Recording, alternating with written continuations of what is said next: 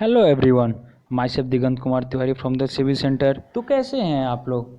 हमारे पिछले वीडियो में आप लोगों ने देखा होगा लीडार के बारे में, टोटल स्टेशन के बारे में, सर्वे से रिलेटेड काफ़ी वीडियो आए थे।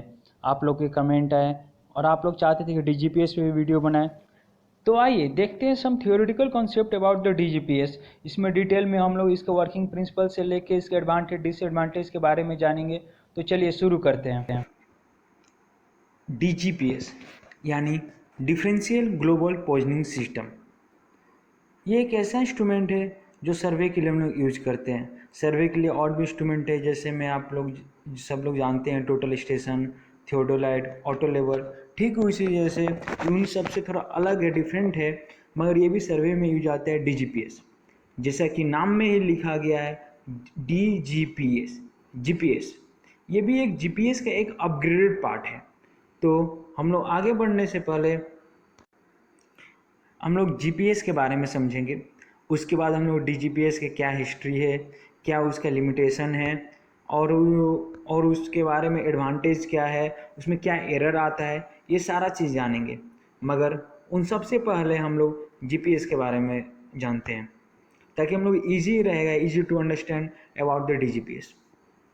जीपीएस यानी ग्लोबल पोजिशनिंग सिस्टम। जीपीएस होता है, ये हम लोग यूज करते हैं, और आजकल तो सब लोग यूज करते हैं, सबके मोबाइल में या फिर गाड़ी में, सब जगह यूज कर सकते हैं इसका। To find the exact location on और above the surface of the earth. पहले इसको डेवलप किया गया था यूएस डिपार्टमेंट ऑफ डिफेंस के द्वारा इन 1980, लेकिन उस कुछ सालों के बाद, जैसे 3 साल के बाद, उसे पब्लिक कर दिया गया 1983 में।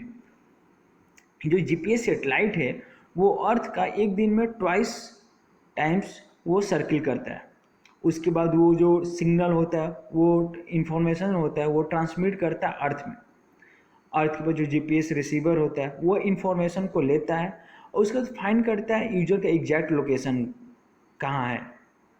वो एग्जैक्ट लोकेशन वो कैलकुलेट करके, उसके बाद वो इलेक्ट्रॉनिक आपका जो मैप रहेगा, आगे में इलेक्ट्रॉनिक मैप रहेगा या फिर आपका इलेक्ट्रॉनिक टैबलेट जो भी रहे, उसके ऊपर आपका एग्जैक्ट लोकेशन क्या है आपको वो बता देगा। ये हुआ आपका जीपीएस के बारे में। GPS GPS is one of the GNSS यानी global navigation satellite system. GNSS में बहुत सारे हैं, नोस्टार आते हैं, ग्लोनस आते हैं, गैलीलियो आते हैं। मगर जो नोस्टार और ग्लोनस जो होता है यह फ्री टू यूज, हम लोग सब यूज कर सकते हैं। नोस्टार जो होता है यूएस डिपार्टमेंट ऑफ डिफेंस के द्वारा है, और ग्लोनस जो होता है वो रशियन सिस्टम के द्वारा, गैलीलियो जो यूरोपियन सिस्टम के द्वारा है, और कंपास और वीडियो जो चाइनीज सिस्टम है। हम लोग जब डीजीपीएस यूज़ करते हैं, जैसे कि आप लोग आगे बताएंगे भी, उसमें हम लोग मेनली ग्लोनस का यूज़ करते हैं। हम लोग पहले ही बता चुके हैं कि जीपीएस का हम लोग कहाँ कहाँ यूज कर सकते हैं। जैसे एग्रीकल्चर में यूज़ कर सकते हैं, सर्वे में तो यूज़ करते ही हैं, नेविगेशन के लिए यूज़ कर सकते हैं, एयर में जैसे शिप के लिए, शिप में सी में शिप के लिए, एयर में जो फ्लाइट के लिए यूज़ करते हैं, लैंड में कोई 4 व्हीलर बाइक या 2 व्हीलर बाइक के लिए, या फिर हम लोग मोबाइल में भी यूज़ करते हैं, इंजीनियरिंग के लिए यूज़ करते हैं। बहुत सारी जगह में, इंडिया में या फिर बाहर में, सबका खुद का अपना जीपीएस भी होता है। ऐसे अलग अलग कंट्री का इंजीनियर मिलिट्री ऑपरेशन के लिए यूज, जब हम लोग यूज़ करते हैं, अनमैन्ड व्हीकल गाइडेंस के लिए यूज़ कर सकते हैं, और मैपिंग के लिए भी यूज़ कर सकते हैं। So overall it is very useful GPS in our day to day life. See GPS के बारे में अब आप लोग को थोड़ा नॉलेज हो गया होगा, तो अब हम लोग को डीजीपीएस पे चलते हैं। डीजीपीएस का फुल फॉर्म को बता ही चुके हैं। ये यूज एक ऐसा डीजीपीएस जो होता है सैटेलाइट बेस्ड फॉर नेविगेशन के लिए। अब आप लोगों को, बहुत लोगों को ये भी नहीं पता होगा नेविगेशन होता क्या है। सी navigation is a type of method to determine position or distance traveled by boat, ship, car, or any person.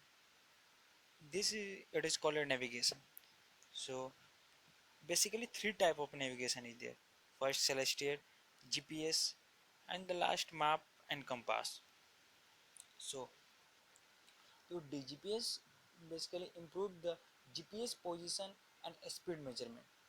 जो जीपीएस उसका पोजीशन है उसको और अच्छे एक्यूरेसी के साथ हम लोग को जो जीपीएस होता है वो हम लोग को लोकेशन और अच्छे एक्यूरेसी के साथ हम लोग को देता है, और बहुत ही इन कम टाइम में, मतलब विद इन ऐसे जो चाइनीज़ मॉडल आते हैं DGPS का, बहुत सारे ऐसे मॉडल आ गए हैं, R4, R8, ट्रेम्बल का, या फिर कोई भी चाइनीज़ के ऐसे मॉडल देख रहे, वो विद इन 5 सेकेंड और विद इन 2 सेकेंड भी हम लोग को वो लोकेशन बता देते हैं, जो DGPS होता है। और जो इसका एक्यूरेसी होता है, यहाँ पे दिया 10 सेंटीमीटर, लेकिन आजकल जो है वो विद इन mm आ गया, विद इन 5 mm और 10 mm एक्यूरेसी जो होता है DGPS का दिया जाता है। आजकल बहुत सारे मिलिट्री लोग इसका यूज़ करते हैं to find the location of the enemy, और in the battle scene, in measurement के लिए, और कुछ बनाना हो उसके लिए, या फिर कौन से हमारे जो व्हीकल है कहाँ पर है, बहुत सारे ऐसे डिफरेंट डिफरेंट वे में हम लोग DGPS का यूज़ कर सकते हैं। सी, हम लोग आगे आप लोग को ये भी बताएंगे कि GPS और DGPS में क्या डिफरेंस है। देखिए, जैसे जो हम आपको कुछ कुछ डिफरेंस अभी बता देते हैं जो आप लोग ईजी होगा समझने के लिए। GPS होता है उसको हम लोग ग्लोबली यूज़ कर सकते हैं, लेकिन DGPS होता है उसे हम लोग ग्लोबली नहीं यूज़ कर सकते हैं। उसको हम लोग with in 100 kilometre he use कर सकते हैं। बेसिकली हम लोग उसको यूज़ करते हैं 70 किलोमीटर या 60 किलोमीटर अंडर में, लेकिन उसका रेंज 100 किलोमीटर तक रहता है। सी, हम लोग कंपोनेंट ऑफ DGPS जान जाते हैं। तो कम DGPS के क्या क्या कंपोनेंट है, जैसे कि आप लोग पिक्चर में देख सकते हैं, ये जो DGPS है, ये जो आप लोग पिक्चर में दिखाई दे रहा है, ये DGPS का ही पार्ट है, ये इंस्ट्रूमेंट है DGPS का। देखिए, जो आपके सामने जो इंस्ट्रूमेंट ये दिख रहा है, ये दो इंस्ट्रूमेंट है, ये DGPS है। DGPS में मेनली हमारे पास दो एंटीना रहते हैं। एक जो होता है उसको हम लोग बोलते हैं, जो बेस पॉइंट के पास फिक्स रहता है, ये हमारे एक बेस पॉइंट, और जो दूसरा हम लोग उसको मूव करते रहते हैं उसको हम लोग रोवर बोलते हैं। ये एक बेस स्टेशन का दो रोवर हो सकता है। ये जो बेसिकली है, ये मान लीजिए कि ये जो बेस स्टेशन होता है के पास हम लोग रखते हैं, वो किसी नॉन कोऑर्डिनेट या नॉन पॉइंट के पास हम लोग बेस स्टेशन को फिक्स कर देते हैं, जिसको सर्किल किए हुए आप लोग देख सकते हैं एंटीना को। और दूसरा जो रोवर रहता है, एक या दो रहे, जहाँ हम लोग को पॉइंट फाइंड करना है वहाँ पे हम लोग उसको लेकर मूव करते रहते हैं।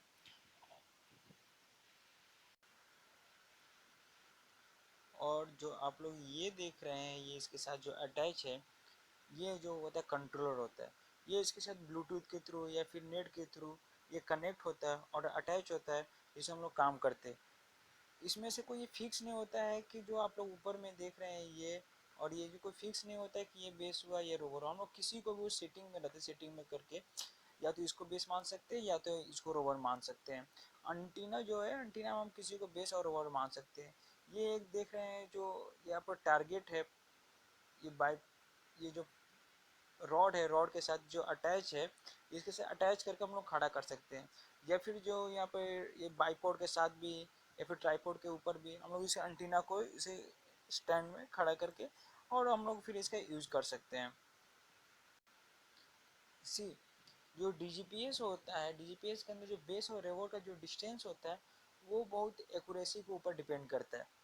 GPS जो होता है डिपेंड करता है नंबर ऑफ सेटेलाइट के ऊपर, बट जो DGPS होता है वो डिपेंड करता है distance between the base and rover. If it is more than 50 kilometre और 60 किलोमीटर, देन एक्यूरेसी में थोड़ा लेस होने लगेगा और कम होने लगेगा। सो जितना कम डिस्टेंस हो उतना ज़्यादा एक्यूरेसी रहेगा। जो GPS होता है उसका बेसिकली एक्यूरेसी जो होता है विद इन सेंटीमीटर होता है, बट जो DGPS का एक्यूरेसी होता है विद इन सेंटीमीटर होता है। GPS जो होता है signal receive from satellite for position, but in DGPS signal receive from rover to base, ये ग्राउंड बेस्ड ट्रांसमीटर होता है, it does not depend on the satellite. And जो GPS होता है उसका जो कोऑर्डिनेट होता है यूज होता है, वो होता है WGS 1984, बट DGPS में it might have local coordinate system which is used in it. तो ये हम आपको कुछ GPS और DGPS के बीच का डिफरेंस बताया ताकि वो इजी हो जानने के लिए DGPS के बारे में और समझने के लिए इजी हो। See, now I will tell you about the working principle of the DGPS. In this picture, you can clearly see there is a tripod. In that A stationary receiver must be located on known control point. In that point, and the stationary unit work backward. Instead of using timing to calculate position, it uses its position to calculate timing. Understood? And it is just because the precise location of the stationary receiver is known, and so is location of the satellite also. So once it known error, it determine a correction factor, and it send it to the other receiver.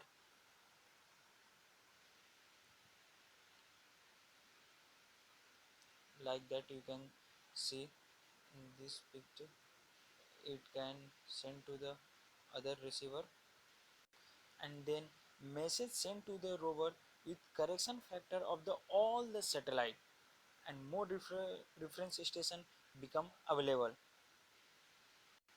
So like this principle we can find the exact location of the receiver or that point. See, now you and the what is the requirement, what it means, what is the site requirement for the receiver or antenna. First, clear view to the satellite. Second, you have to the known coordinate for the base station. And the third, the clear of the transmitter means मतलब आप लोगों को कोई जहाँ पे बैठाएंगे हम लोग, जो रोवर को लेकर इधर उधर जाएंगे, वो हम लोग किसी प्लांट के नीचे रहना नहीं चाहिए, या फिर किसी बिल्डिंग के जस्ट वाल के बगल में नहीं, साइड में नहीं रहना चाहिए। वो थोड़ा ओपन एरिया में होना चाहिए, सो दैट सेटेलाइट के थ्रू हम लोग वो क्लियर व्यू मिल सके। तो इन सब छोटी छोटी बातों को, और जब हम लोग रोवर को बैठाएंगे उसको ज़्यादा मूव नहीं करेंगे, एक जगह फिक्स रखेंगे, ये सब बातों को हम लोग ध्यान रखेंगे काम करते वक्त। And the sources of the based data that should with us, that community based association. First it should be government, commercial और पब्लिक कम्युनिटी बेस्ड स्टेशन होना चाहिए। इंटरनेट एक्सेस होना चाहिए, आपको खुद से आना चाहिए, उसमें जीपीएस बेस स्टेशन तो होना ही चाहिए, रोवर यूनिट यूज होना चाहिए। ये सब कुछ जरूरी सोर्सेस है जो हम लोग के पास ज़रूरी है काम करने के लिए। ये मैं थोड़ा बहुत आप लोग को प्रैक्टिकल नॉलेज दे दे रहा हूँ कि जब हम लोग फील्ड में काम करेंगे डीजीपीएस का, ये सब के बारे में कुछ पता होना चाहिए। सो अगेन हम लोग आते हैं यहाँ थ्योरेटिकल में। तो सी लोग क्या क्या एरर आते हैं, आ सकते हैं जब हम लोग काम करेंगे। तो यदि हम लोग जीपीएस का एक बार पहले हम लोग देख लेते हैं, जीपीएस में जब हम लोग काम करते हैं तो उसके लिए क्या क्या एरर आते हैं। जो एटमॉस्फेरिक एरर होता है, जो एटमॉस्फेरिक एरर होता है वो due to the ionosphere and the troposphere measured range to satellite is longer, and due to this contribute around 4 to 5 meter of the range error. And then those satellite orbit error also it is there, and it is 2 to 3 meter of error due to the satellite orbit error.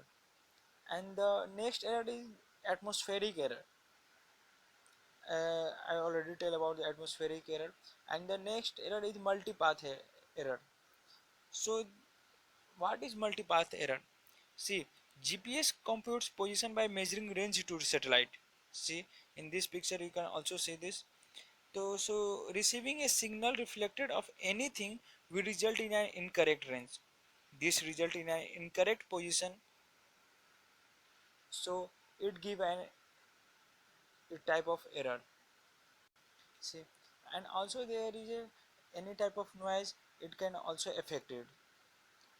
और high building रहेगा, tree रहेगा, तो सब effect करता है।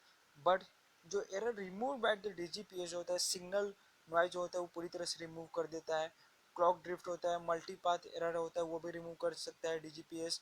Troposphere, ionosphere, इस सब के कारण जो भी एरर हम लोग जीपीएस में आ रहे थे, वो डीजीपीएस में ये सारे एरर ये रिमूव हो जाते हैं, और हम लोग को एकदम क्लियर और एग्जैक्ट लोकेशन मिलता है using the help of the DGPS.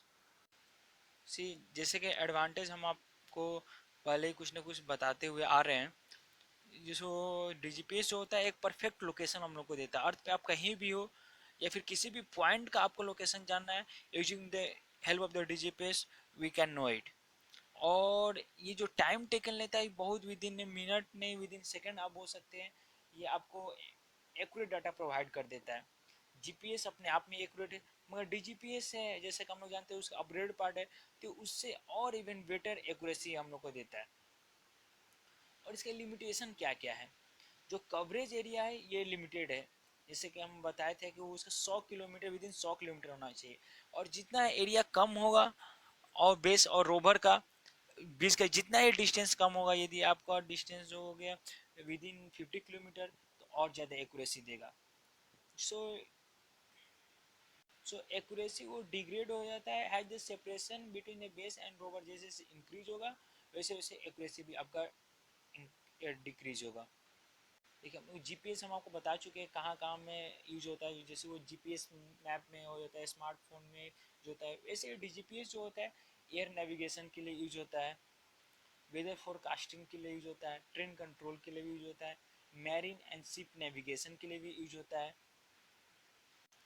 Now you will see what is the it is abstract of this DGPS। see normal GPS भी उतना एक्यूरेट नहीं होता है, इसलिए हम लोग इसका यूज़ करते हैं, जैसे कि अभी हम लोग बात किया था। और जो एरर भी जो होता है जो जीपीएस हम लोग को जीपीएस यूज़ करते हैं उसमें बहुत ज़्यादा एरर होता है, but using the help of the DGPS वो सारे एरर को ये ओवरकम कर देता है। और जो इसका डाटा है, हम लोग जैसे हम फील्ड में काम करते हैं, तो फील्ड में काम करने के बाद हम लोग एग्जैक्ट उसका उसी टाइम कोऑर्डिनेट हम लोग कंट्रोलर पे देख सकते हैं और पता कर सकते हैं, या फिर इसका डाटा जो है हम लोग लैपटॉप पे या कंप्यूटर पे भी इसका देख सकते हैं, इसका एनालिसिस करके या फिर इसका प्रोसेसिंग करके पता कर सकते हैं। सो ये अभी तक था, ये आप लोगों से बेसिक एक नॉलेज था डीजीपीएस के बारे में। डीजीपीएस ताकि आप लोग को इससे अच्छा और जानकारी मिले, और ये सिर्फ थ्योरेटिकल एक नॉलेज था।